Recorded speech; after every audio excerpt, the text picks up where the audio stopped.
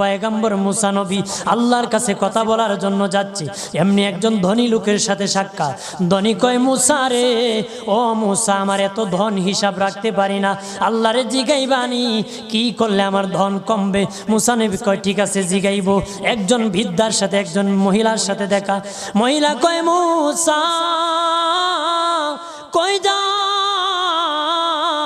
কই যাও রে মুসা? মুসা নবী কয়, তোর পাহাড়ে যাব, আল্লাহর সাথে কথা বল।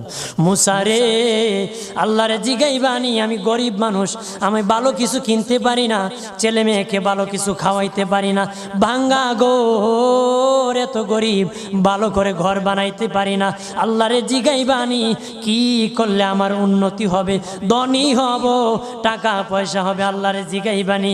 আল্লাহ মুসা নবী কয়, ঠিক আছে, আল্লাহরে জিগাইব, তুমি কেমনে ধনী হইবা? আল্লাহ